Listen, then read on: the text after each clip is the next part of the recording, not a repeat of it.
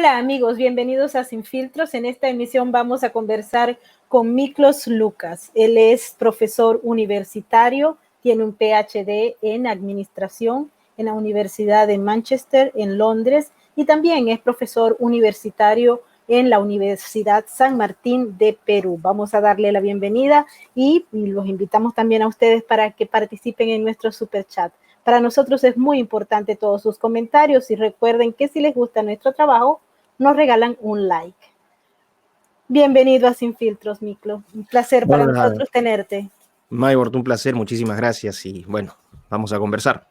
Sí, vamos a conversar porque están pasando muchísimas cosas acá en los Estados Unidos. Estamos en plena campaña electoral y se han venido generando una serie de hechos y acciones que se habían advertido y que hoy en día las estamos viendo muchos con estupefacción, como es mi caso. Estoy en la ciudad de Nueva York, veo como en la medida en que ha venido avanzando el conflicto, los grupos anárquicos han tomado espacio tratando de reducir y atacar las instituciones del Estado. Y por otro lado, tenemos los movimientos que se mueven a lo largo y ancho de los Estados Unidos. Mañana tenemos una fecha muy especial acá porque es el discurso de los dos candidatos, el debate presidencial número 1, y allí se empieza a perfilar quiénes van a ser los nuevos jefes de la Casa Blanca, si el Partido Demócrata o si repite el presidente Trump en las elecciones que tienen lugar en el mes de noviembre. Entonces quería que conversáramos inicialmente sobre tu visión de lo que está ocurriendo en los Estados Unidos, tomando en cuenta que hay un antagonismo de dos modelos diferentes que se baten por la obtención del poder político. Bueno, efectivamente, ¿no? La elección de noviembre va a ser una elección realmente decisiva en todo sentido. Estás frente a literalmente son dos modelos que se contraponen completamente. Uno es un modelo del Partido Republicano, la versión de Trump por lo menos, ¿no? Un modelo hacia adentro donde se priorizan los intereses de los Estados Unidos, un modelo que exalta aún el valor del Estado, de la nación, como concepto político, y también, obviamente, las acciones políticas que estén orientadas no a las clases más privilegiadas, sino a las clases más amplias, más populares. Y por otro lado tienes el Partido Demócrata con esta visión progresista y globalista que busca abiertamente minar el Estado-nación, que busca crear literalmente un gobierno mundial. Es un modelo económico que ha privilegiado claramente a las élites, es un modelo financiado por las élites y para las élites. Me refiero a las élites económicas y financieras de los Estados Unidos, también a las élites tecnológicas, que son muy importantes. Así que la cosa está muy complicada porque yo creo que todo este problema parte ya en 2016 con esta insólita derrota de Hillary Clinton que nadie se la esperaba. Era tal ni siquiera el optimismo, sino la confianza que tenía todo el aparato mediático, político, tecnológico, financiero que avala al Partido Demócrata o que respalda al Partido Demócrata, que no esperaron esta victoria. Y esta realmente fue una victoria de la gente, ¿no? Fue una victoria del pueblo estadounidense, de las clases trabajadoras, de la clase media, sobre las clases dominantes. Así que yo creo que desde ese momento han hecho todo lo posible para desestabilizar al gobierno de Trump. Empezaron con, bueno, el tema de los acuerdos comerciales, estamos hablando de Rusia, estamos hablando de Ucrania, el famoso impeachment. Una tras otra han tratado de desestabilizar el gobierno de Trump y la última acción son estas protestas, que no son protestas, son acciones claramente financiadas dentro de por lo menos, ¿no? Dentro de los grandes mecenas del Partido Demócrata se encuentra George Soros. Esto no es una conspiración, esto está claramente documentado a través de la Open Society Foundations y otra serie de organizaciones. Está el superbillonario Bloomberg también, que participa en este tipo de actividades. Y en el caso de Soros está documentado que hay financiamiento hacia movimientos terroristas, a mi parecer. Bueno, Antifa, que ya ha sido declarado un movimiento terrorista, y Black Lives Matter, que no es un movimiento que busque la reivindicación de la gente de color, sino que es una plataforma política de desestabilización. O sea, lo que han querido llevar a cabo es un golpe de Estado con fachada democrática. Pero hasta ahora no les funciona y están realmente desesperados porque ahora ves dos candidatos completamente distintos y con capacidades completamente distintas. Uno, un político fracasado de décadas, que es Joe Biden, una persona que ya creo sufre de demencia senil, es un candidato que claramente no está preparado para competir y que simplemente es un títere, una marioneta de los quienes financian, quienes están detrás de esta plataforma del Partido Demócrata. Y por otro lado, Kamala Harris, que vendría a ser realmente la presidenta de facto, en caso que, ¿no? En el supuesto negado, ojalá que no gane, que gane el Partido Demócrata el ticket a la Casa Blanca. Y por otro lado tienes a Trump, que es un presidente carismático, muy polarizante, que se planta muy bien frente a los medios de prensa que son adversos a él, que se planta muy bien a la corrección política de los organismos internacionales, que se ha plantado a la Unión Europea, que se ha plantado a China. Es un presidente que realmente ha puesto el interés de los Estados Unidos por sobre todo, ¿no? Dentro de esta idea de Estado-Nación. Y aparte que ya a estas alturas tiene 4 años de experiencia, con varios logros a su haber, ¿no? Es un presidente que es el primero que, creo, de ¿cuántos? 50 años, una cuestión así, que no ha iniciado una guerra. Eso es algo realmente llamativo. A él lo acusaban de ser un belicista y al final, bajo su presidencia, no ha habido ningún tipo de conflicto externo en los Estados Unidos. La economía ha caminado muy bien y aún con el efecto COVID siguen creándose empleos. Las tasas, por ejemplo, de empleo y de bienestar en las comunidades afroamericanas e hispanas han sido históricos. Los indicadores, por ejemplo, de participación laboral de las mujeres también han sido históricos. Entonces, es un presidente que refuta con acciones toda esta falsa narrativa que el Partido Demócrata y sus aliados en prensa, en las grandes corporaciones tecnológicas, en las grandes corporaciones financieras, químicos, farmacéuticas, organismos supranacionales, Unión Europea, etcétera, han tratado de hacer ver lo contrario, ¿no? Así que obviamente queda claro por mis comentarios que quiero que gane Trump y ojalá que así sea. Sí, ya nos dimos cuenta. Pero Miklos, esta semana, por ejemplo, se ha venido desarrollando, y esto está en relación a lo del debate del día martes, los impuestos de Donald Trump. Por allí quieren influir en el voto de una parte de la clase media y de los trabajadores que han apoyado la plataforma del Partido Republicano en las elecciones pasadas. Entonces ahora se está planteando justamente esa discusión. No sé si tuviste oportunidad de ver las noticias dadas a conocer por el New York Times, donde se publicaron prácticamente los taxes del presidente Trump en los últimos años. Se amenaza que va a haber nueva información. Esto busca voltear ese voto de la clase trabajadora, porque cuando se leen los documentos uno va observando hacia dónde van dirigidos. Y todas las encuestas que se han manejado desde el punto de vista de los medios tradicionales señalan como ganadora Biden. Es decir, hay mucha gente que está apuntando, y estoy observando el mismo escenario del año 2016, cuando nadie apostaba a que el presidente Trump iba a ganar las elecciones. De hecho, se dieron a conocer hechos y documentos que mostraban cómo era la preparación para el anuncio de la presidencia de Hillary Clinton. Entonces, en estos momentos estamos repitiendo el escenario con las mismas narrativas, pareciera que con la misma estrategia.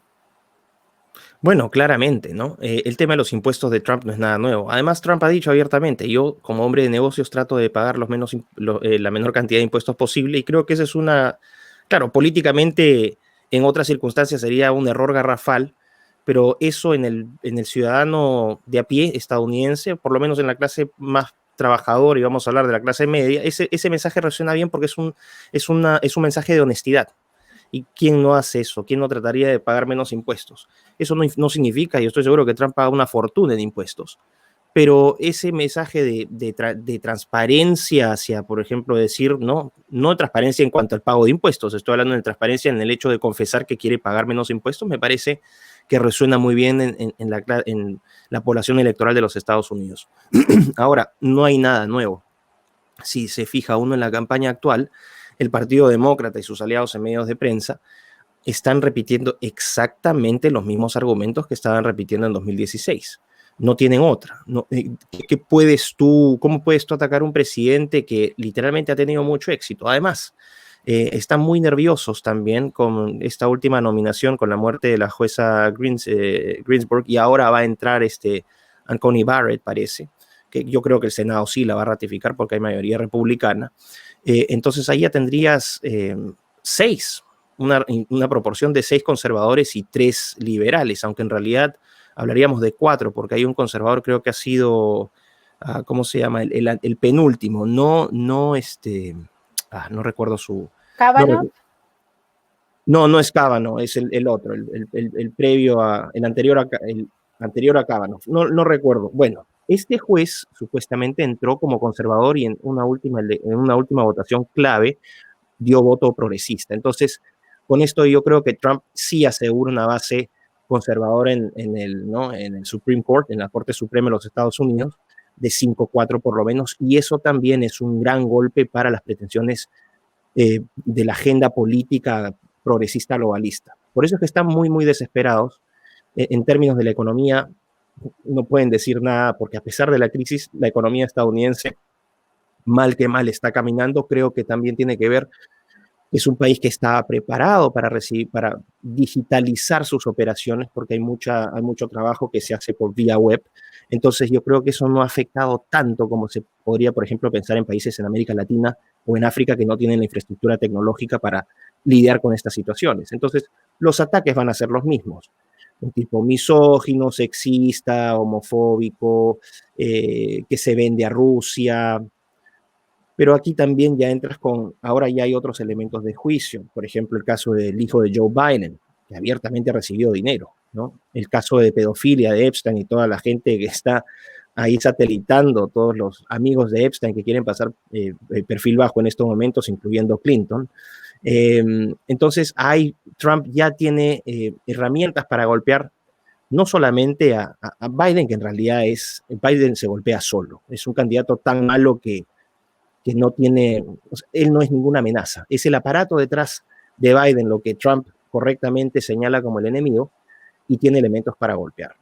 Además, si tú te fijas también, en la población afroamericana en los Estados Unidos vamos a decir, entre 12 y 13%, tengo entendido. Por primera vez en la historia, la población hispana va a ser, en términos electorales, es más importante incluso que el voto afroamericano, y las tasas de respaldo. Tengo entendido que el 2016 solamente un 8% de afroamericanos votó por Trump y ahora estamos alrededor del tercio. Y si hablas de la comunidad hispana, antes era un tercio y ahora estamos hablando de cerca de un 40-45%. Entonces, cuando yo veo estos resultados, que son encuestas o polls que se han hecho con meses de anticipación, comparándolas con estas encuestas abiertamente truchas, abiertamente manipuladas, como lo fueron en su momento en 2016, tú dices, esta historia ya me la conozco. La única explicación que yo le puedo dar a estas encuestas truchas es que a través, por ejemplo, de estos mecanismos del mail-in ballots, ¿no? De este voto por correo, que ya se están descubriendo varios ballots o sea, varias urnas que se han encontrado con votos de Trump votadas, o sea, claramente se apunta a un fraude. Esto es algo insólito en la historia de los Estados Unidos. La desesperación por tomar el poder de parte de la plataforma, entre comillas, demócrata, es tal que no tienen ningún empacho en financiar movimientos claramente desestabilizadores, como Antifa y Black Lives Matter, y no tienen ningún empacho en abiertamente la prensa en perder toda vergüenza y ni siquiera es una línea editorial, sino que es una militancia absoluta de todos los periodistas de la prensa, incluso Fox. Ya hay algunos espacios en Fox que han sido tomados por la progresía mediática y a pesar de eso no lo veo muy fuerte a Trump, porque esas encuestas están tratando como de validar si es que ocurre un fraude, que para mí es una posibilidad real como nunca antes en la historia de los Estados Unidos, para validar esa mentira. No hay forma, ni una persona con 2 dedos de frente tú puedes odiar a Trump, vamos a decir, odias a Trump, y puedes votar por Biden por esa razón. Pero hay gente que yo creo que igual va a tener un cierto criterio y va a decir, puedo odiar mucho a Trump, pero mi odio a Trump es menor al amor que siento por mi país y no puedo votar por Biden, porque Biden no es un sujeto que esté preparado para llevar la presidencia de los Estados Unidos. Así que lo del tema de las encuestas para mí es historia conocida. Creo que hay un voto fuerte, muy duro de Trump. Se va a repetir el mapa, por lo menos los colores yo creo que se van a repetir. Vas a tener la costa oeste y la costa este de azul, el centro rojo, salvo Colorado, que es el estado probablemente más progresista, Nuevo México, pero de ahí yo veo que yo creo que sí va a haber, o sea, en términos normales tendría que haber una victoria de Trump. Sin esta contaminación tendría que ser una victoria abrumadora, pero ya sabemos cómo están manipulando las instituciones, los medios, ¿no? Esta banda del Partido Democrático, así que no sé en qué va a quedar todo esto. Uno de los elementos que uno ve, Niklos, cuando se evalúa en paralelo a lo que es el escenario electoral, son los movimientos que tratan de eliminar la fortaleza del sistema democrático norteamericano, el Estado de Derecho.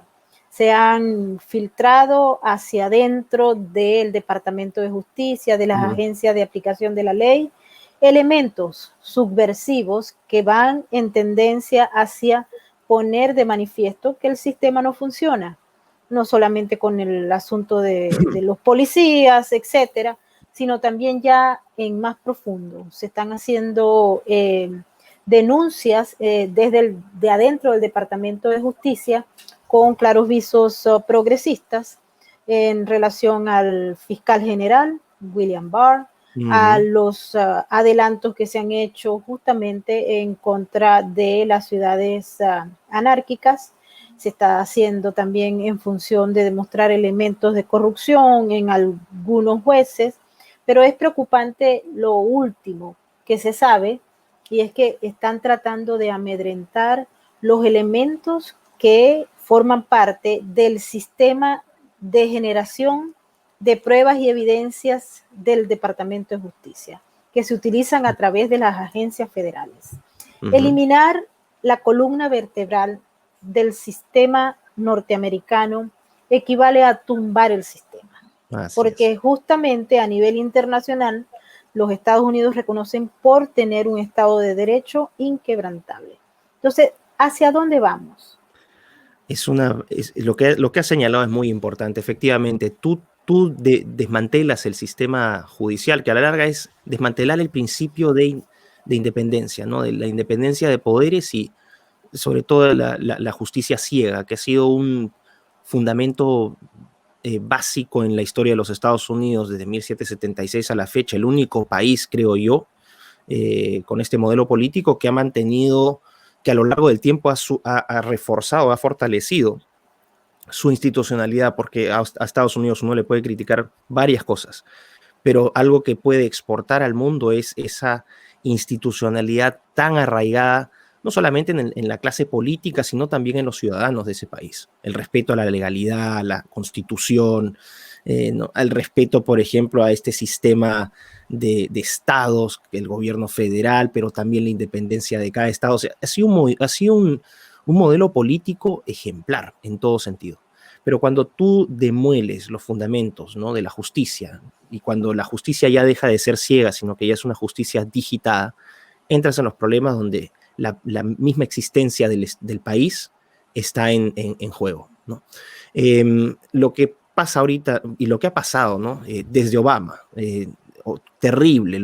Obama debe ser, esta es una opinión personal, para mí debe ser uno de los presidentes más nefastos en la historia, no solamente de Estados Unidos, sino del mundo.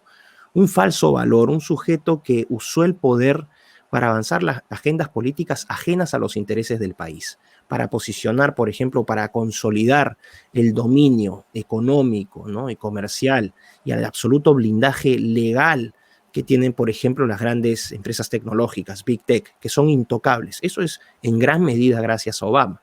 Bueno, empieza con Bush, pero Obama, vamos a decir, consolida este sistema de impunidad para Big Tech, que a mí me parece terrible.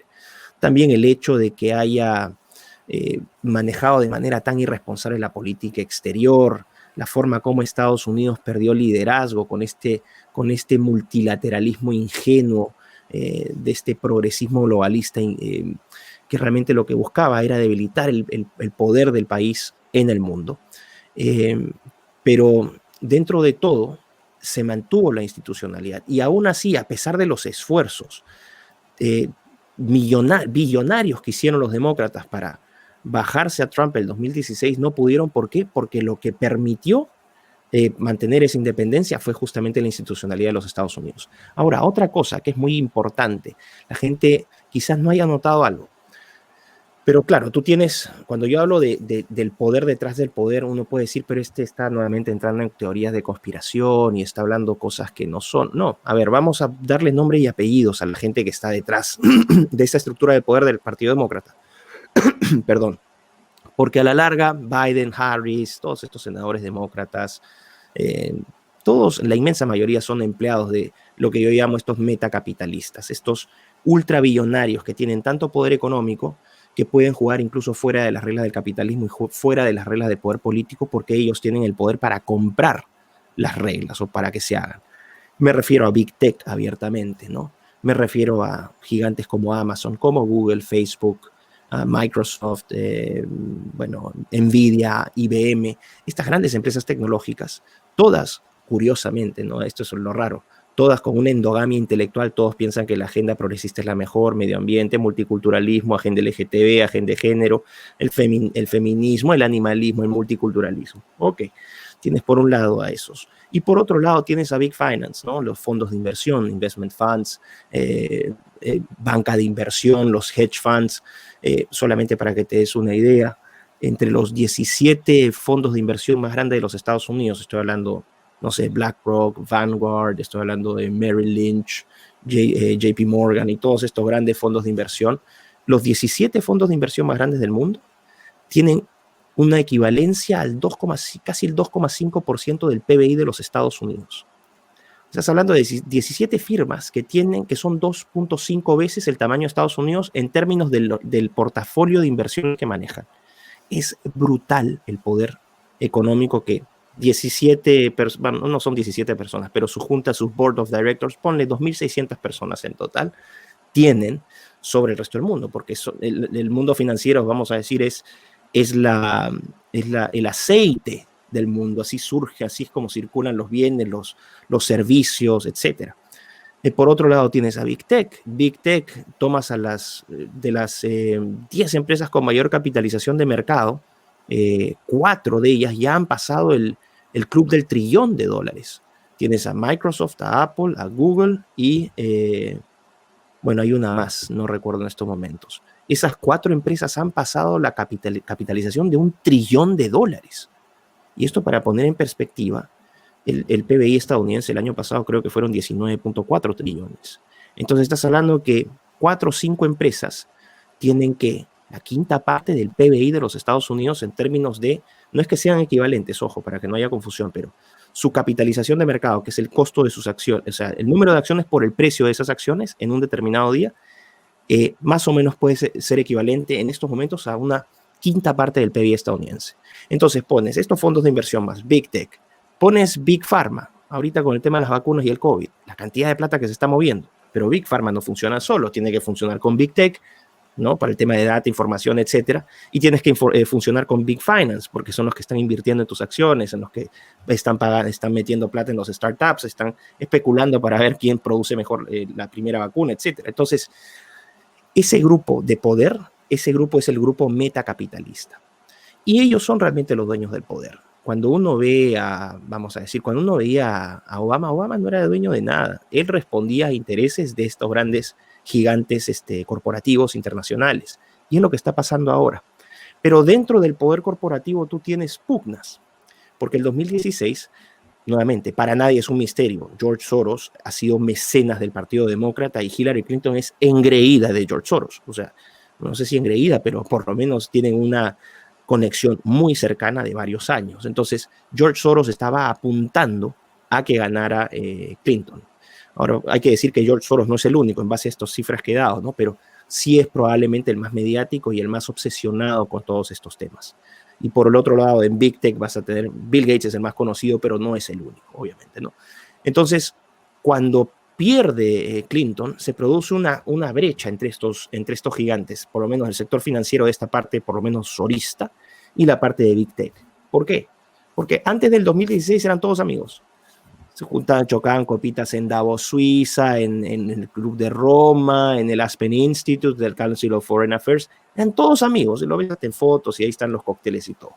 Pierde Clinton en el 2016 y Soros inicia una campaña brutal de ataque principalmente a Big Tech, pero principalmente a Facebook y a Google, pero con mayor énfasis a Facebook, acusando Soros, y esto es público, pueden ver declaraciones, incluso Soros ha escrito hace poco una columna sobre Zuckerberg diciendo poco menos que Zuckerberg es un imbécil, que probablemente tenga razón, pero el punto es que Soros le echa la culpa a Big Tech y le dice, por su culpa, el tema de Cambridge Analytica, que ojo, Cambridge Analytica es la punta del iceberg comparado con toda la manipulación de algoritmos que hicieron los demócratas en favor de su candidata, que ni así funcionó.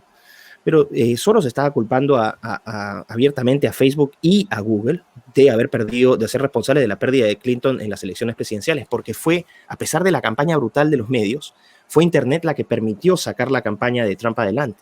O sea, la respuesta que había, las interacciones que habían en redes, en YouTube, en Facebook, en Twitter, en Instagram, en todas estas grandes plataformas tecnológicas, era muy superior Trump con respecto a lo que era Clinton. Entonces, hay una pugna ahí. Y entonces lo que tú has visto es, no sé si recuerdas que multaron muy fuertemente a Google y a Facebook en la Unión Europea. Sí, ciertamente. Bueno, mira qué curioso, porque más de un tercio de los europarlamentarios están, no sé si en planilla de Soros, pero son íntimos de la Open Society Foundations. Esto no lo he dicho yo, lo dice Nigel Farage documentadamente, ¿no? El líder del Brexit Party, cuando él era europarlamentario. Entonces, ya tienes eso, tienes el GDPR, ¿no? La ley esta de protección de data en la Unión Europea para los ciudadanos. Eso es vamos a decir, en retaliation. ¿Cómo se dice retaliation? En retribución. Retaliación o retribución, ¿no? A lo que Soros consideró que era un pésimo manejo de la campaña por parte de los gigantes tecnológicos, especialmente a estas dos empresas. ¿Por qué? Porque tú le bloqueas la data a las grandes empresas tecnológicas y las estás matando. Les haces perder millones y millones, y no millones, billones de dólares, porque sus algoritmos, todos sus sistemas de target, de publicidad personalizada, dependen de los algoritmos y dependen de información. Los algoritmos funcionan en base a la información. Entonces, les cortó las piernas. Y no sé si también viste que en los Estados Unidos, el ala dura, ¿no? La ladura, vamos a decir, Sanders, Alexandria Ocasio-Cortez, también hicieron su lobby para que fueran a responder al Congreso de los Estados Unidos. Esa es una iniciativa que fue llevada por el bloque, vamos a decir, sorista. Entonces hay un distanciamiento muy grande en estos momentos, ¿no? Entre ambos bloques. Ahora creo que ambos conciben que Trump es el peor, por lo tanto hay una unión por conveniencia en estos momentos, pero es una alianza bastante complicada porque no se llevan bien. Pero aún así veo que han hecho todos los esfuerzos. Como te decía, insisten en las mismas técnicas, pero yo veo a Trump bastante fuerte. Y solamente un fraude. Repito, no tengo miedo de decirlo, porque en Perú, en mi país, desde el 2013, 2014, que las elecciones son un saludo a la bandera, como decimos, ya están digitadas. Yo creo que la única forma en que gane Biden y su plataforma es a través de un fraude escandaloso. No hay otra. Es imposible que Biden gane por voto popular si es que no hay este fraude. Miklos, uno de los elementos que me ha llamado la atención en esta campaña electoral es que justamente todas las grandes empresas de tecnología están participando, inclusive hasta Uber. Uber se ofrece a llevarte la registración para los votantes. Se ha hecho ya un canal de campaña desde el mismo Google para ofrecer información, para registrar a los que no están registrados, para ofrecer llevar el voto, etcétera. Y esto es totalmente nuevo. Antes nunca lo había visto en los años que tengo en los Estados Unidos y que he tenido oportunidad de votar. Así es que nos ha llamado muchísimo la atención esto. Y lo otro es que las redes sociales han estado transformándose ahora como en centros editoriales donde son capaces de censurar la información que no esté de acuerdo al criterio que ellos manejan, que en el fondo no se sabe cuál es, porque se supone que son redes sociales donde la libertad de expresión esté ampliamente garantizada, pero sabemos que no es así. Ahora observamos y cada vez que alguien desea darle, por ejemplo, un retweet a una nota, bien sea de Judicial Watch o de algún elemento que no esté dentro del grupo de ellos, le dice, usted tiene que leer esta nota completamente para poderle dar retweet, les recomendamos que la lea, está basado en hechos que no son reales. Es decir, hay una editorialización en las redes sociales. Abiertamente, y esa es una de las partes que ese blindaje, esa impunidad con la que opera Big Tech, se la debemos en gran medida a ese mamarracho que fue Barack Obama, un presidente que le ha hecho tanto daño no solamente a Estados Unidos, sino a la humanidad en su conjunto, y que todavía le dieron un Nobel, o sea, hasta el premio Nobel, o sea, te das cuenta, todas las instituciones internacionales progresistas contaminadas, promocionando falsos valores, premiando a falsos valores, ahorita este último chiste, esta última moda que es Greta Thunberg, una chiquilla que no tiene idea de dónde está parada, pero ahora le da clases a los climatólogos, a los ambientalistas de cómo. No, sí, es una broma. Ahora, fact-checking no es otra cosa que, como tú dices, censura de lo que no es, de todo aquello que no se alinea al discurso dominante.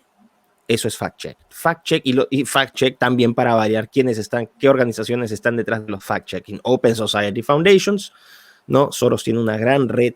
Soros financia una serie de plataformas de periodismo internacional, de organizaciones internacionales y nacionales de periodistas entre comillas, porque son activistas asalariados, también de ONGs, es decir, un aparato mediático ONGero muy fuerte, de plataformas web también, de plataformas web supuestamente independientes, ¿no?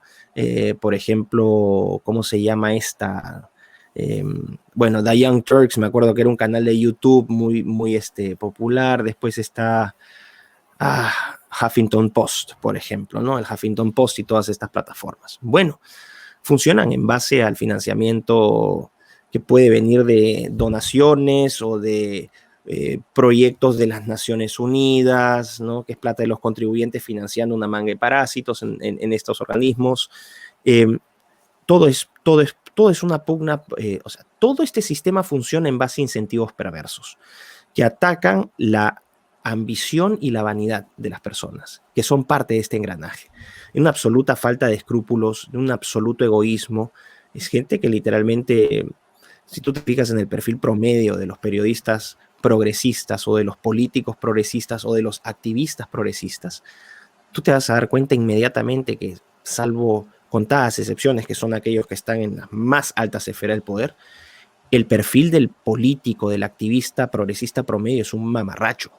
Es gente profundamente ignorante, profundamente mediocre, gente que ha crecido con un gran resentimiento, pero el punto, como bien saben estas personas, es convierte a un don nadie en alguien. Y ese don nadie te va a dar la vida por ti, porque toda su existencia se basa en ese mecenazgo, en ese patrocinio.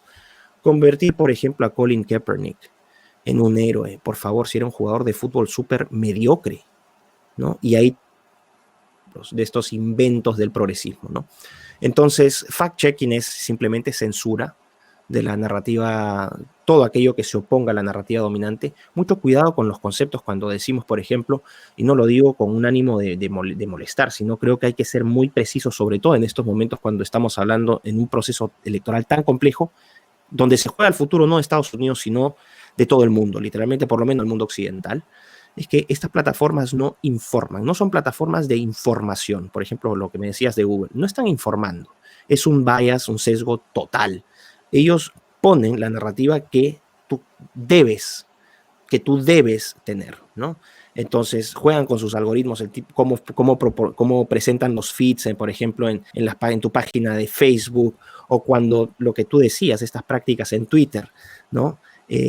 O que ya no van a permitir avisaje político en redes. Eso lo hacen porque una cosa es vender un producto Biden, que es una cosa que no calienta a nadie, o sea, Biden es invendible, y por otro lado tienes un candidato como Trump que abre la boca, y bueno, Trump, los de CNN le tienen que dar un agradecimiento de corazón a Trump porque les ha dado de comer durante todos estos años. O sea, CNN es una vamos a decir, un canal de prensa, entre comillas, que ha comido gracias a Trump. Si no, no existen. Tienen que criticar a Trump porque si no, no existen. Y todos sus periodistas, Brian Stelter, por ejemplo, estos unos mamarrachos, realmente unos mamarrachos. Cuando a veces CBS o MSNBC, todas estas plataformas que están orientadas a demoler abiertamente a Trump. Entonces, desde Big Tech, desde la prensa, desde las ONGs, desde las universidades, lo que es el fact-checking en realidad es todo aquello que censure la narrativa dominante, ¿no? Esa es básicamente la situación. Otro elemento que nos llama mucho la atención, Miklos, es la discusión que hay sobre esa izquierda tradicional vieja y estos nuevos movimientos. Una de las declaraciones que dio el fiscal William Barr, que nos llamó muchísimo la atención, porque él utilizaba elementos claves para llamar la atención, pero también para denunciar lo que está pasando en las calles de las principales ciudades de los Estados Unidos. Y él decía que la democracia y el sistema norteamericano estaban amenazados por esa izquierda trasnochada que ahora se había convertido como una especie de guerrillas urbanas para atacar el sistema. Y ahí lo tenemos, como te digo, los movimientos como Antifa o Black Lives Matter en las principales ciudades de los Estados Unidos. Acá en Nueva York he tenido oportunidad de observarlos de muy de cerca. Terrible. He visto que hay elementos que confluyen de la vieja izquierda latinoamericana, de la agenda globalista, de lo que puede llamarse como unos elementos radicales del Islam, pero también otros ideológicos del Islam. Es decir, es una mezcla bastante explosiva, toda ajena a lo que es el sistema democrático norteamericano como tal. Muchos están basados en textos de Karl Marx y de figuras como el Che Guevara o como Hugo Chávez o Fidel Castro. Es decir, es una mezcolanza de elementos ideológicos y de una suerte de nuevos conceptos que han confundido a muchos. Creo que han confundido a muchos y han permitido que debido a la deconstrucción del lenguaje, lo que se llame ahora ya no es y lo que es no se le denomina como tal. Entonces, la confusión es bárbara. No, claro, pero es que ese es el objetivo. Deliberadamente el objetivo es crear confusión. A ver, el solo hecho, tú lo has dicho muy bien, cuando habla de todos estos elementos tan distintos que forman estas plataformas terroristas abiertamente, ¿no? Que están buscando la desestabilización de diferentes ciudades, el colapso de diferentes ciudades. En una situación normal, ese tipo de gente esos grupos jamás podrían estar juntos. Porque, por ejemplo, la comunidad LGBT tiene objetivos y tiene posiciones que son antagónicas, por ejemplo, a los musulmanes. O puedes hablar de por ejemplo, en las cárceles, la cultura en las cárceles, ¿no? Donde hay una segregación por grupos, ¿no? Blancos en una parte, afroamericanos en otra, latinos en otra. Siempre ha funcionado la segregación ahí, cada uno se cuida las espaldas. Y cuando ves el perfil de los protestantes pacíficos, te das cuenta que muchos son exconvictos que están saliendo a producir disturbios porque ese es el tipo de gente que sería capaz de hacer esto. ¿Y cómo los unes? ¿Cuál es el incentivo que te permitiría unir a ese grupúsculo de esos sí son deplorables, ¿no? De esos deplorables? Es el dinero. Todas estas campañas son financiadas, no tengo la menor duda. Y cuando tú hablabas de la politización, por ejemplo, de los órganos como el FBI, la DEA, todas estas plataformas de la CIA, todas estas plataformas, ¿no? De investigación, de seguridad interna, de justicia, politizadas por el Partido Demócrata principalmente. Entonces, por eso es que tú ves más, obviamente, jueces que abiertamente son corruptos, cosa que no pasaba en los Estados Unidos. Entonces, tú tienes un circuito de impunidad para esta gente. Es por eso que ha sido, además, súmale eso a la autonomía de los estados, a pesar de que es una federación de estados, pero cada estado tiene todavía cierta autonomía para ciertas cosas. Entonces, se hace muy difícil fiscalizar todo eso. Pero lo que yo veo ahí es que solamente a través de un sistema de incentivos muy fuerte tú puedes promover algo así. Yo estoy convencido, no tengo la menor duda que la inmensa mayoría de los estadounidenses rechazan esta violencia. Y no solamente estoy hablando de republicanos, también estoy hablando de demócratas que todavía tienen algún sentido común. No me refiero a estos demócratas militantes, ¿no? Que son estos muchachitos universitarios cuyos cerebros han sido completamente lavados, porque, ojo, ya no piensen que Harvard, Yale, Stanford, unas en menor medida, otras en más, son grandes centros de preparación del pensamiento crítico, ¿no? Abiertamente esas universidades te adoctrinan, donde vas a tener que llevar cursos de género, así estés estudiando física. Entonces, el adoctrinamiento es a todo nivel. ¿Por qué? Porque el circuito de financiamiento también llega a las universidades a través de estos fondos de investigación o donaciones, ¿no? La idea de la filantropía, que en realidad no es otra cosa que la compra de facto de plataformas de investigación, de todos estos resultados, entre comillas, científicos de los estudios de género, donde no hay ni siquiera suficiente tiempo, vamos a decir, los tamaños de las muestras de la población que se han tomado son pequeñas, donde nos están diciendo que los niños, por ejemplo, criados por parejas homosexuales son los más felices del mundo. Todo eso es propaganda. Entonces, todos esos mensajes vienen con mucha fuerza de diferentes plataformas o de representantes de diferentes plataformas políticas que son tan distintas entre sí, como producto también de esta política identitaria, del famoso identity politics, ¿no? Que es Black Lives Matter, o sea, gente que se identifica políticamente no por ideas, que es lo más, ya eso es lo dramático, no es por ideas, sino por características que no son dependientes de ellos, o sea, color, sexo, raza, género, incluso edad. Entonces, cuando llegas a ese nivel de fragmentación y ves que a veces muchos de estos intereses entre estos grupos fragmentados son opuestos y aún así están operando en conjunto, la única manera que tú puedes ver detrás es un sistema de incentivos muy fuerte. Pero como te dije, yo estoy convencido de que la inmensa mayoría del pueblo estadounidense rechaza esta violencia. Pero aquí viene otro tema. La prensa parametrada y Big Tech parametrado te ofrecen una fantasía. Lo que la gente ve en la televisión o en las redes no es la realidad. Se los puedo asegurar. Cuando la gente dice, uy, mira, estos movimientos LGTB son tan fuertes, están sacando a todo su arsenal y han invertido un montón de plata para sacar un montón de esa gente a marchar. Obviamente va a haber muchos jóvenes ingenuos que van a salir a marchar porque, te digo, han sido producto de este sistema de adoctrinamiento, pero te puedo asegurar que tú sacas a la gente en contra de eso y es una población 30 veces mayor. O sea, la gente no rechaza este tipo de adoctrinamiento. El problema es que hay mucho miedo y hay mucha manipulación porque lo que la gente está viendo es un espejismo, no está viendo la realidad. Les están presentando una realidad y ahora lo terrible es que con la digitalización aún más a partir del COVID, ya la realidad deja de ser lo que está en la calle o lo que tú conversas con tus vecinos, sino es todo exclusivamente a través de la pantalla. Esa es la gran ventaja. De otra manera también esta plataforma de política pro-demócrata en los Estados Unidos no tendría ninguna viabilidad. ¿Y qué le recomendarías tú a los ciudadanos que nos están viendo en estos momentos, que están prácticamente presos o estupefactos porque no saben a quién creerle?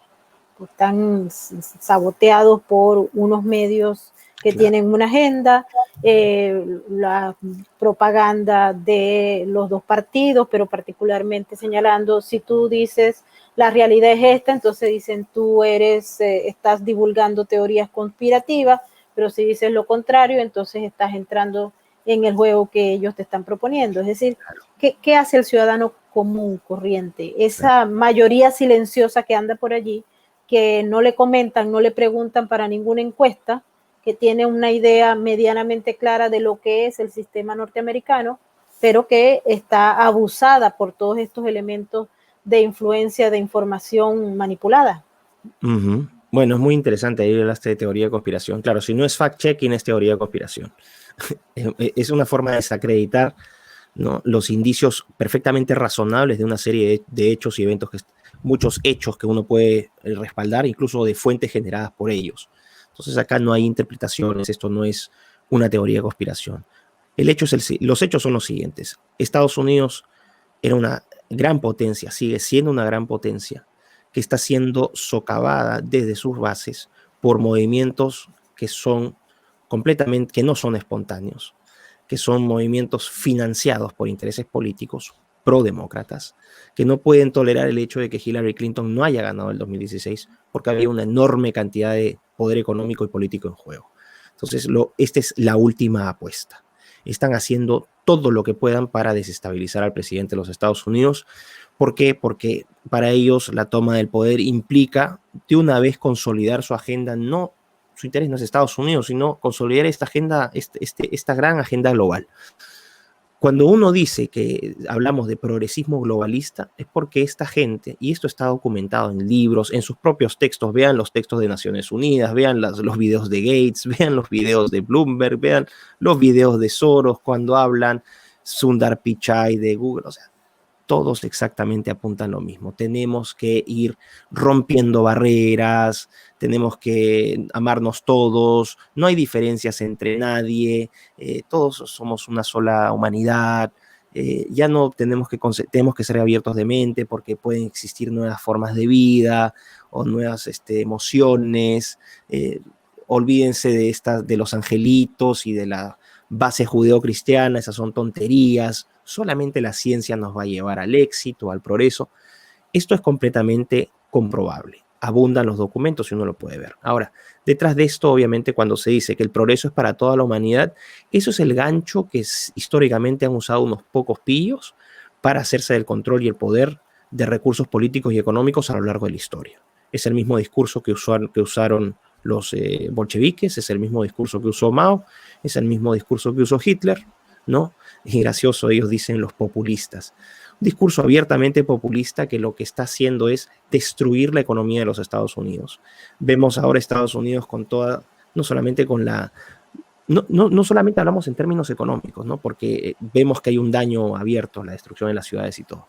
Pero hay otro daño que es aún mayor, que para mí es más grave, que es, aparte del adoctrinamiento de las juventudes, el adoctrinamiento de los niños, ¿no? Y las secuelas que les están dejando a nuestros más jóvenes, a los menores, estas medidas de confinamiento y de psicosis planetaria y de psicosis COVID, una generación de niños y de jóvenes que va a crecer con grandes disfunciones sociales, niños que van a crecer con temor, con inseguridad, con absoluta dependencia de la información externa, es decir, la abolición completa de la capacidad para pensar y analizar críticamente, porque todo aquello que se desvíe de la narrativa inmediatamente va a ser atacado como conspiranoico, fact-checking, nazi, misógino, medieval, etc. Eso no estoy especulando nada, esto uno lo puede probar cuando uno dice cualquier cosa, la censura en las redes. ¿Qué significa eso? Cuando asesinas todo el debate en nombre de la libertad de expresión. ¿La gente acaso no se da cuenta de esas contradicciones? O cuando te dicen, hablando de la diversidad, pero lo que están haciendo es estandarizar el pensamiento. O cuando hablan de la tolerancia, pero te están reventando todas las propiedades y están agrediendo a personas, incluso ancianos, estos plantones que hacen estos cobardes de Black Lives Matter o Antifa cuando van a restaurantes y les piden a la gente que levanten los puños y si no, no los dejan pasar, gente que han golpeado. ¿De qué tolerancia me hablan? Entonces, yo que le digo a la gente que vote con el corazón, que vote pensando en su país, que vote realmente, que ponga de lado el odio, que se profundice, que profundice un poco más. ¿Cómo pueden, que trate de resolver estas tensiones tan evidentes, ¿no? De las que acabo de mencionar, tolerancia con violencia, diversidad con estandarización, amor con odio, inclusión con exclusión. Y uno va a encontrar, si es que investiga lo suficiente, y la información la puede encontrar, cuesta, pero se puede, que hay una estructura de poder muy grande detrás de todo esto, que quiere literalmente un gobierno mundial, a través de los organismos supranacionales que ya existen y simplemente tener estados-nación que funcionen como departamentos administrativos o áreas administrativas de este poder global. Si no me creen, vean la estandarización de los códigos legales internacionales con las políticas de género, leyes que son exactamente iguales en todo el mundo. El tema de los derechos humanos, que también lo han estandarizado. No es que estén defendiendo los derechos humanos de nadie, están generando no solamente una narrativa, sino una institucionalidad formal, un cuerpo de leyes que va a estandarizarse. A nivel de acuerdos comerciales, la misma cosa. Todo apunta a la disolución del Estado-Nación, a la disolución de la autonomía, de la soberanía de los países. Así que voten realmente con el corazón, piensen, yo diría voten por Trump abiertamente, porque, y ojo, no es porque piense que Trump es un hombre lleno de virtudes. Yo no confío en ningún político, ni siquiera en Trump. pero voy a plantearlo en estos términos. De Biden y su banda, no tengo ninguna duda, o sea, tengo la certeza de que de que son cáncer. Con Trump tengo la duda. Entre la duda y la certeza, voy a apostar por la duda. Ese es el criterio que yo aplicaría. Miklos, otro de los elementos claves en la discusión es lo que va hacia América Latina. Hoy nos llamó la atención unas declaraciones del Banco Interamericano de Desarrollo, donde empieza a hablar sobre una cuarta revolución industrial, donde todos los procesos que se vienen dando, particularmente avanzaron con la pandemia, establece pérdidas de empleos, prácticamente robotización de una parte de la economía, etcétera. Y eso mucha gente en América Latina no lo entiende. Están los países, los estados, unos luchando para mantener el estado, y podemos tocar el tema de Colombia, el tema, por ejemplo, de Chile, donde hay unas amenazas inminentes, prácticamente en todos los países, pero en unos más que otros. Mucha gente de la que no está viendo en estos momentos está en Venezuela. En Venezuela realmente hay una catástrofe, no solamente humanitaria, hay una catástrofe de toda naturaleza. Entonces, quisiera que le explicaras tu visión sobre el problema, particularmente en unos países como, por ejemplo, Venezuela. ¿Hacia dónde va? ¿Qué es lo que va a ocurrir? ¿Qué es lo que va a pasar en América Latina? O sea, ¿son sociedades prácticamente desconstruidas? Bueno, esta es una pregunta muy, muy compleja y muy amplia, ¿no? Con respecto a la cuarta revolución industrial, hay todo un engranaje ahí que se asocia con otro tipo de ideología que es el transhumanismo, que sería imposible explicarla en este momento. Yo lo que para haría la próxima entrevista nos próxima. dedicamos a ese tema. Y si me permites, para hacerle un pequeño comercial a mi canal de YouTube, yo en mi canal de YouTube, que es el nombre que ustedes están viendo allá, lo meten en YouTube y van a llegar a mi canal, y yo toco estos temas a profundidad. El impacto de la ciencia y la tecnología y este famoso concepto de cuarta revolución industrial. Lo que está ocurriendo con eso, que no es otra cosa que la implementación de esta agenda progresista globalista que entiende a la ciencia y la tecnología como el principal instrumento de reforma y de cambio. Cuando te hablaba de los metacapitalistas, de Big Tech, Big Finance, Big Pharma, etc. Bueno, Big Tech es dueña de estas tecnologías, por lo menos son propietarios de las tecnologías de inteligencia artificial en Occidente, pero no son los únicos. En China también son líderes mundiales en ciertas cosas en inteligencia artificial, entonces tienes el rol de Estados Unidos y el rol de China. ¿Y por qué hago esta mención? Porque lo que está pasando en América Latina tiene que ver mucho con esta supuesta tecnologización de la economía que se ha acelerado, esta digitalización que se ha acelerado con el tema del COVID, que, a ver, una opinión personal, simplemente lo dejo para la polémica, más argumentos pueden verlos en mi canal. Yo pienso que este tema del COVID ha sido un tremendo plan de ingeniería social. Esto no es un evento espontáneo que surgió así de la nada, no, pero bueno, también sería entrar a otra conversación. Lo que sí voy a decir, vamos a tener varias conversaciones pendientes. Lo que sí voy a decir es que no se puede pensar el futuro de América Latina ni del mundo sin el rol que va a jugar China. Esto es fundamental. ¿Qué rol va a jugar China? Porque ahora lo que tienes es, si tenías en la segunda mitad del siglo XX la Guerra Fría entre los Estados Unidos y la Unión Soviética, ahora creo que estamos entrando a una guerra fría un poquito más tibia entre China y los Estados Unidos. Gradualmente China está adquiriendo poder. Ellos, hay algo que reconocer a los chinos. Ojo, yo admiro al pueblo chino. Perú es un país que tiene una enorme población china. Se estima que 1 de cada 6 peruanos tiene genes chinos en alguna parte de su genoma. La influencia de los chifas, los restaurantes de comida china, o sea, yo admiro a China y quiero a China y he estado en China, he podido visitar China y es un país realmente impresionante con gente maravillosa. Pero la clase política, el Partido Comunista Chino es el principio y fin de China. Entonces, las actitudes que tiene el Partido Comunista Chino, China históricamente ha sido un país que siempre miró hacia adentro. Nunca tuvo China aspiraciones imperiales. Siempre ha sido un país, el reino amarillo, siempre miraban hacia ellos, ¿no? Pero esta es la primera vez en la historia, en la historia china, ¿no? Vamos incluso diciendo Xi Jinping cuando asume el poder en 2013. Es uno de los primeros, no es el primer presidente chino en empezar a tener una visión hacia afuera. Y esto lo puedes ver, por ejemplo, en la nueva ruta de la seda, ¿no? El Belt and Road Initiative. Esta idea de que vas creando canales de comunicación, canales de transporte, de comercio, energéticos. En estos momentos ya tienen convenios ya formales con 70 países para integrar estas rutas de comercio, por ejemplo, inspiradas en las antiguas rutas de la seda, ¿no? Que incluso podrían llegar hasta Europa, pero en este caso es mucho más profundo. Tienes, por ejemplo, la fuerte presencia china en Indonesia, ¿no? Con gran financiamiento de empresas indonesias, de empresas chinas en Indonesia. Yo tuve la oportunidad de estar hace un par de años en Indonesia, y tú puedes ver la influencia de China muy marcada en las inversiones, muy marcado.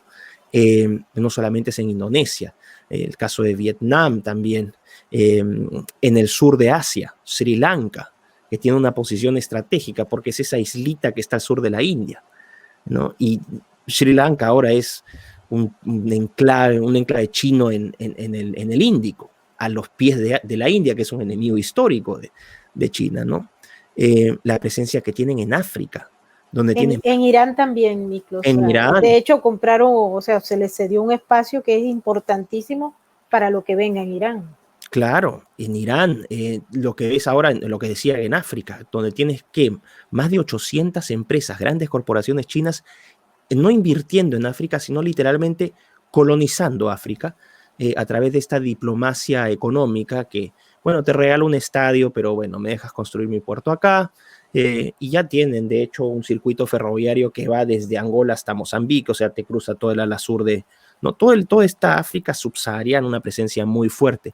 Y en América Latina también, en Perú, obviamente, por cuestiones históricas, han hecho adquisiciones de empresas, de hidroeléctricas, de un puerto, de una minera.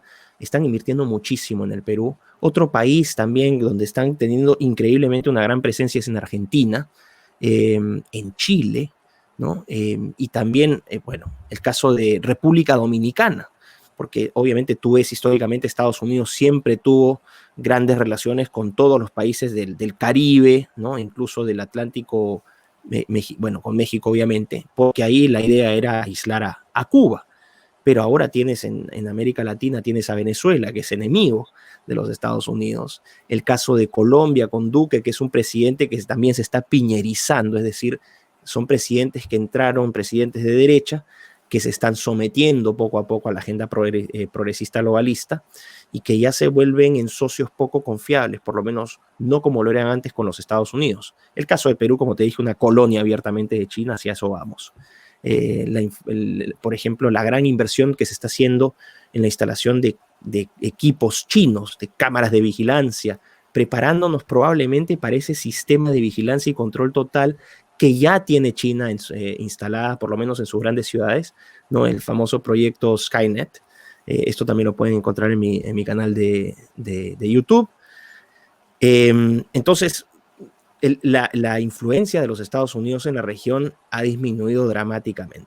No necesariamente, no solo, porque hay que ser muy objetivos al decir que China ha presionado muy bien, o sea, China ha ejercido su poder de una manera muy inteligente. Esa es una cosa, pero otro también gracias a los aliados que tiene China en Occidente, entre ellos, que son la progresiva globalista, ¿no? Entonces, ¿qué va a pasar con América Latina? Realmente es una situación muy difícil. Ahora están presionando incluso con el famoso acuerdo de Escazú, que no es otra cosa que un acuerdo de París mini para la región latinoamericana, que es literalmente ceder soberanía sobre una serie de recursos de la Amazonía, por ejemplo, en el caso peruano, en nombre de la protección del medio ambiente, que no es otra cosa que estos metacapitalistas implantando, presionando con su dinero, con su enorme poder, para generar este mundo avatar, ¿no? Esto es a la larga a lo que se apunta, pero no sé, yo dar pronósticos de lo que va a pasar, yo simplemente estoy cruzando los dedos, esperando que gane Trump y esperando que si gana Trump no se dé vuelta, porque ahí sí la única solución al final, no quiero ser, no sé, tan pájaro de mal agüero y todo, pero la única solución posible ya sería una insurgencia colectiva en todos los países de la región, o el sometimiento abiertamente, ¿no? Porque de esta sí no salimos. sería muy, muy terrible. Sí, mucha gente se pregunta, Miklo, si, ok, gana el presidente Trump, repite por 4 años, pero luego durante esos 4 años va a haber el mantenimiento del conflicto en las calles de los Estados Unidos, la reacia posición de todos los que forman parte de esta agenda globalista o como la queramos llamar, y participando los medios de comunicación en este proceso de aniquilamiento de la figura presidencial, pero también del sistema como tal. Entonces serían 4 años de alargamiento del conflicto para después tomar las riendas, o todo va a depender de una reacción ciudadana, de un despertar y de un entendimiento del problema. Tiene que haber literalmente tiene que haber una rebeldía de la población. En el caso, por ejemplo, de que gane Trump, tiene que ser una rebeldía en apoyo a su presidente y a la clase política que está defendiendo sus intereses en Washington y en sus propios estados. Los políticos no pueden hacer nada si es que no tienen el respaldo de la población. Si la población espera que sus políticos les resuelvan todos los problemas y no hacen presión, como es esa presión que sí hacen los zurdos, ¿no? De salir a protestar y sus marchas y que destruyen, bueno, sin ir con la destrucción, pero salir a presionar, a mostrar apoyo a los políticos, que vean los políticos que tienen respaldo, porque ningún político se va a mandar a quemar, y yo podría entender eso, si ven que su propia gente no los está apoyando. Entonces tiene que haber un acto de rebeldía por parte de la población ahí. Y en el caso de Trump, inmediatamente, ¿no? Hay varias cosas que habría que hacer. De partida, fumigar todos los organismos tipo CIA, FBI, o sea, todos estos organismos de seguridad interna, de espionaje, de vigilancia, ¿no? Seguir poniendo más jueces conservadores para bloquear la ofensiva progresista, que trata de bypassear el poder ejecutivo, trata de bypassear el poder legislativo, el poder judicial, trabajando en estos pequeños juzgados, y ahí le plantan una orden que le prohíbe al presidente hacer eso en el juzgado no sé cuántos. Bueno, empezar a controlar nuevamente el poder judicial, no para sesgarlo, sino simplemente para blindarlo de estos lobbies perversos. Lo otro importante va a ser, por ejemplo, las leyes de privacidad digital. Eso es un elemento clave que probablemente la gente no esté tomando en consideración, pero las leyes de privacidad digital, ¿qué es lo que hacen las empresas con tu información? Si es que consientes a las empresas para que usen tu información personal con fines comerciales o con fines políticos, porque la gente no tiene idea del poder que tienen las grandes empresas tecnológicas, que conocen todo de nosotros. Nos conocen a nosotros mucho más de lo que nosotros nos conocemos a nosotros mismos, literalmente, y aunque no me lo crean, ese es el caso. Y con eso han logrado un enorme poder económico que también puede ser usado con fines políticos. Y es por lo que yo estoy viendo la privatización de este poder que te decía. Ellos ya se han dado cuenta que lo que está pasando en China, o el modelo chino, está funcionando muy bien. Tú puedes mantener el poder político a través, por ejemplo, de tecnologías convergentes, en este caso la inteligencia artificial. Recomiendo que vean en YouTube, si quieren, pueden ver varios videos sobre el sistema de vigilancia vía inteligencia artificial del Estado chino, ¿no? Si quieren también, los invito a leer, hay un capítulo de un libro que escribí, que se llama La tiranía de los algoritmos, en un libro que se llama Pandemonium, que si quieres después te lo puedo pasar el link para que lo compartas ahí en la descripción del video, si es que te parece, donde yo hablo del caso chino y explico un poco más, doy un poco más de luces de lo que está pasando con todo esto, ¿no? Pero, bueno, no sé, vamos a ver, ¿no? Vamos a ver. Sí, porque es que hay estrategias, Miklos, que a uno le llaman la atención. Por ejemplo, en el caso de la política exterior del presidente Trump, él se afincó seriamente en todo lo que son los que él llama los grupos socialistas, es decir, él se refiere a Venezuela, Cuba y a Nicaragua. La política contra Irán y todo esto que está en estos momentos de discusión en la Asamblea. Acabamos de terminar todo lo que es la Asamblea General de la ONU y se ha iniciado una discusión, se tiene hasta el 18 de octubre para la pospuesta o liberación de sanciones a Irán, a la República Islámica de Irán. Y en este momento uno observa que los puntos claves de esa política exterior de la actual administración están siendo también manipulados por estos grupos, y se observa, por ejemplo, el pago a través de estas ONG o mecanismos de filantropía Ujú, para repartir dinero y comprar conciencias y manipular el voto de manera directa. ujú. Se ve con los venezolanos, con los nicaragüenses, con los mismos cubanos, que eran una diáspora bastante fuerte, que entendía el problema y hoy en día se está divagando entre un lado y otro, ¿no?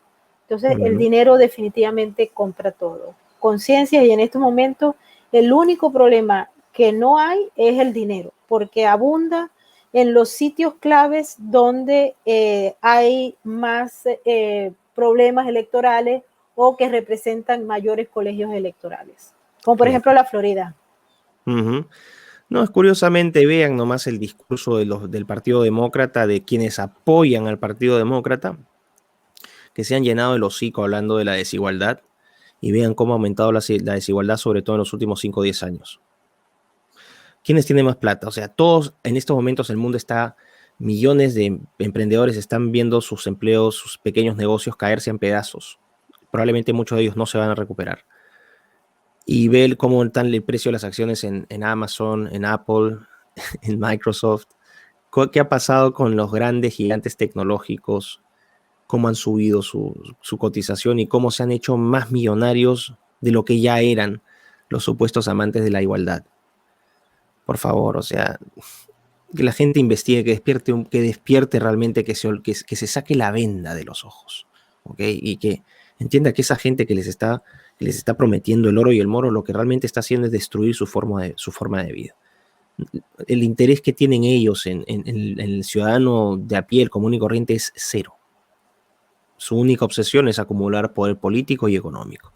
Y han encontrado, como te dije, en la filantropía, es ¿no? el método encubierto perfecto, porque posan como virtuosos, que maravillosos son, pero a la larga terminan privatizando esas organizaciones. El caso de Gates con la Organización Mundial de la Salud, el caso de Gates con Gavi, con la Global Alliance for Vaccine Initiative. Si la gente no sabe, por favor, revisen. O sea, es increíble realmente. Bueno, Mico, hemos llegado al final de este programa. Muchísimas gracias por estar con nosotros en Sin Filtros.